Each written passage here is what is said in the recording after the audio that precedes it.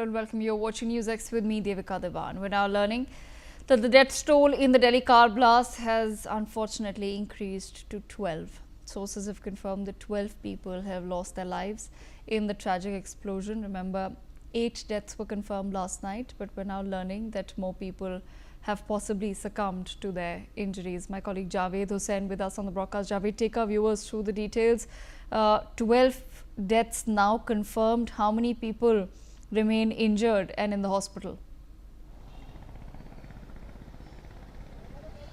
देखिए, अब तक जो जानकारी मिल रही है, फिलहाल जो जानकारी है कि 12 लोगों की अब तक मौत बताई जा रही है और इसमें 20 से ज़्यादा जो लोग हैं वो घायल बताए जा रहे हैं। और देखिए, इस वक्त जो है जानकारी यही आ रही है कि इस पूरे केस में जिस तरीके से सोमवार को जो 6:55 के आसपास जो है एक कॉल मिली थी ब्लास्ट को लेकर कि किसी गाड़ी में तेज़ ब्लास्ट हुआ, उसके बाद आग लग गई। इस पूरे मामले को जैसे जैसे इन्वेस्टिगेशन आगे बढ़ाएगा उसके बाद इसे टेरर एंगल्स को लेकर इसकी जांच आगे बढ़ाई गई। और इस वक्त एनआईए को ये केस जो जानकारी मिल रही है कि सेंट्रल एजेंसी जो इन्वेस्टिगेशन है एनआईए, उसको ये केस जो है हैंड ओवर कर दिया गया है। जो दिल्ली पुलिस की भी स्पेशल सेल की जो यूनिट है, टेरर यूनिट जो है, जो टेरर मॉड्यूल पर काम करती है, वो भी इस केस को इन्वेस्टिगेट कर रही है। लेकिन जो इस पूरे मॉड्यूल को लेकर ये केस सेंट्रल एजेंसी को ट्रांसफर कर दिया गया है। और जिस तरीके से कश्मीर से हरियाणा और हरियाणा के बाद दिल्ली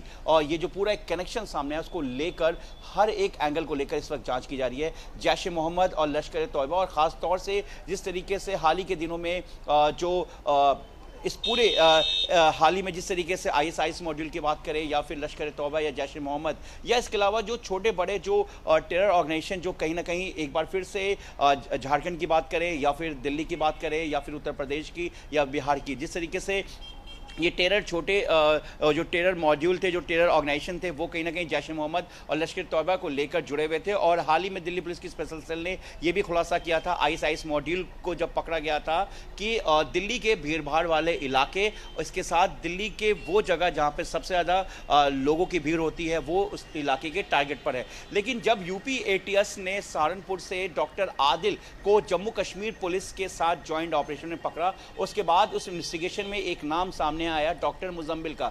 डॉक्टर मुजम्मिल जो अल-फलाह यूनिवर्सिटी जो कि हरियाणा के फरीदाबाद के धौज में है, वहां पर वो पढ़ाता था। उसके साथ ही डॉक्टर उमर जो कि एक फैकल्टी था और एपी था, यानी कि असिस्टेंट प्रोफेसर के तौर पर काम कर रहा था, और 2 और 3 दिन पहले वो वहां से अचानक गायब हो गया। उसके बाद क्योंकि डॉक्टर आदिल की निशानदेही पे डॉक्टर मुजम्मिल को पकड़ा गया। डॉक्टर मुजम्मिल के घर पर एक भारी जो विस्फोटक यानी कि 360 किलो अमोनियम नाइट्रेट मिला। अमोनियम नाइट्रेट मिलने के बाद वहां पर जम्मू कश्मीर और हरियाणा की क्राइम ब्रांच को एक क्लू मिला कि एक और ऐसा जगह है जहां पर मुजम्मिल ने कुछ चीज़ों को प्लांट किया है।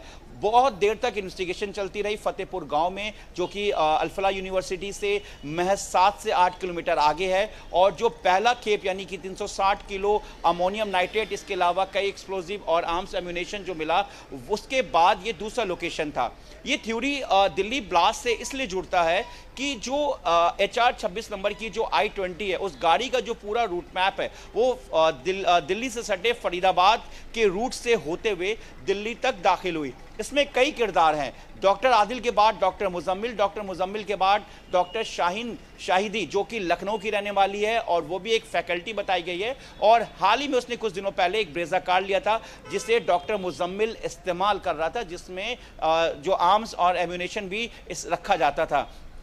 अब हालांकि ये लोग इस वक्त जम्मू कश्मीर पुलिस की गिरफ्त में हैं, लेकिन ये जो थ्योरी है, जो डॉक्टर उमर जो कि 2-3 दिन पहले वहां से गायब हो गया और उसके बाद जो दिल्ली में सोमवार को दिल दहला देने वाली घटना सामने आई, जिसमें ब्लास्ट के बाद 8 से 9 गाड़ियों में आग लग गई और आग लगने के दौरान शुरुआत में मौके पर एक शख्स की मौत बताई गई। उसके बाद ये आंकड़ा बढ़कर 1 से 8 और 9 हो गया और अब इस वक्त जो आंकड़ा है मौत की वो 12 बताई जा रही है। तकरीबन 20 से ज़्यादा जो लोग हैं वो इसमें घायल बताए जा रहे हैं। देखिए, जो पूरा रूट है, जिस तरीके से इस ब्लास्ट को एग्जीक्यूट किया गया और एक पूरे प्लानिंग के तहत, क्योंकि ऐसा इसलिए कहा जा रहा है कि ये जो गाड़ी है, एक उसकी पूरी route map Delhi police police और सेंट्रल एजेंसीज के सामने आया है कि करीब 11 घंटे तक इस गाड़ी का एक पूरा रूट मैप सामने आया है, जो फरीदाबाद बदरपुर जो कि दिल्ली का बॉर्डर इलाका है वहां से चलते हुए ओखला इंडस्ट्री एरिया के बाद ये गाड़ी सीधा जो है इस रूट से, जो मेरे बाएं हाथ की तरफ जो रिंग रोड का इलाका है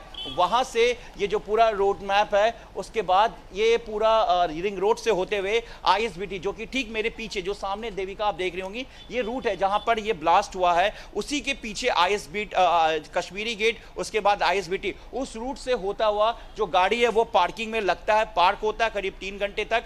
उससे पहले वो आशियाना एक हॉस्पिटल है जो बताया गया फरीदाबाद के पास ही है, वहां पे उसके मूवमेंट को देखा गया और ये भी बताया गया कि उस गाड़ी में 3 लोग थे, लेकिन जब गाड़ी जो पार्किंग के पास और कुछ टोल के पास देखा गया उस वक्त गाड़ी में अकेला जो पहचान हो पाया अब तक वो डॉक्टर उमर बताया गया, जो कि कश्मीरी मूल का रहने वाला है और पुलवामा के पास उसका रेसिडेंट है।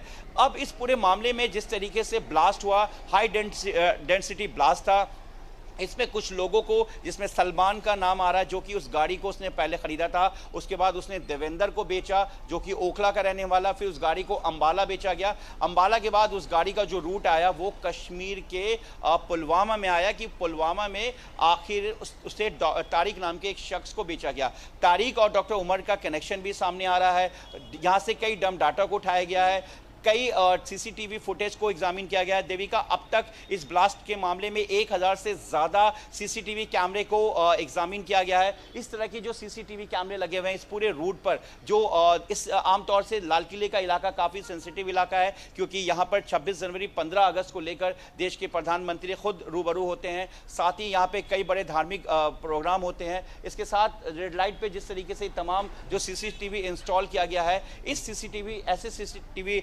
को लेते हुए पूरा एग्जीक्यूट किया गया है, आपको जो मेरे विजय आकाश दिखा रहे हैं, और एक पूरा रूट मैप तैयार किया गया। उसके बाद ये चीजें सामने आई है, क्योंकि अब इसमें और भी लोगों की तलाश है, क्योंकि एक तारिक नाम के शख्स का भी नाम सामने आ रहा है और गाड़ी में कहीं पर यह भी जिक्र आ रहा है कि अभी तक शुरुआत में कि 3 लोग इस गाड़ी में थे, लेकिन ब्लास्ट के वक्त अकेला जो है डॉक्टर उमर बताया गया है। डॉक्टर उमर की भी पहचान हुई है, लेकिन अब इसमें क्या डॉक्टर उमर इस वक्त जिंदा है या मिसिंग है, इसको लेकर भी जांच चल रही है और दिल्ली पुलिस जो है डीएनए टेस्ट भी करा रही है, जिससे कि ये साफ हो पाए कि जो मरने वाला शख्स है उसमें से क्या डॉक्टर उमर है या वो मौके से वहां से फरार हो गया। इस पूरे मामले में दिल्ली पुलिस जो है इस पूरे मामले की जांच कर रही है। अब ये मामला एनआईए यानी कि नेशनल इन्वेस्टिगेशन एजेंसी को दे दिया गया है और कल रात से ही एनआईए की टीम जो है यहाँ मौके पे पहुंची थी। एनएसजी की टीम जो है बॉम्ब डिस्पोजल्स और फॉरेंसिक की जो टीम है वो भी यहाँ पर पहुंची थी। यहाँ से कई सैंपल्स को एफएसएल की टीम ने कलेक्ट किया है। इसके अलावा क्राइम मौके पे पहुंची क्राइम टीम ने भी यहाँ से कई सैंपल को कलेक्ट किया है। इस पूरे रूट को, इस पूरे सड़क को इस वक्त इसलिए बंद कर दिया गया है क्योंकि अंदर इन्वेस्टिगेशन चल रहा है, और लाल किले को भी 3 दिन के लिए बंद कर दिया गया है, जिससे कि किसी तरीके का कोई भी यहाँ पर क्राउड ना हो सके। दिल्ली के सबसे भीड़भाड़ वाला इलाका है और जिस तरीके से दिल्ली पुलिस की स्पेशल सेल ने कुछ दिनों पहले ही एक मॉड्यूल को पकड़ा था, जिसमें आईएसआईएस मॉड्यूल का पर्दाफाश हुआ था, जिसमें 2 स्टेट से जो लोगों को 2 संदिग्ध को पकड़ा गया था, जिनके टारगेट पर दिल्ली के भीड़भाड़ वाला इलाका था। लेकिन उस वक्त जो था वो साउथ दिल्ली का नाम सामने आया था। लेकिन जो अगर हम इस इलाके की बात करें, यहाँ पे चांदनी चौक है और सबसे बड़ी बात है कि अभी शादियों का सीजन है, जिसको लेकर जो है काफी भीड़ है यहाँ पर रहता है। लाल किला को लोग देखने आते हैं, जामा मस्जिद घूमने आते हैं। यहाँ पे नई सड़क है जहाँ पर किताब का सबसे बड़ा मार्केट है, यहाँ पे कपड़े का सबसे बड़ा मार्केट है, यहाँ पे फुटफॉल जो है वो सबसे ज्यादा होता है। तो ऐसे में ये माना जा रहा है कि कहीं ना कहीं इस जगह को टारगेट किया गया था। अब जिस तरीके से अमोनियम नाइट्रेट की बात आ रही है, तो ये भी हालांकि ऑफिशियली तौर पर ये साफ नहीं हो पाया है, लेकिन ये जरूर जानकारी मिल रही कि जिस गाड़ी से ब्लास्ट हुआ उसमें अमोनियम नाइट्रेट और कुछ विस्फोटक जो एक्सप्लोजिव थे वो उसमें कहीं ना कहीं मौजूद था, जिससे यहाँ तक लाया गया। ऑलराइट, जावेद बने रहिए। Javed, more breaking news coming in the Delhi car blast case. The matter has now been handed over to the National Investigation Agency. The NIA is now set to probe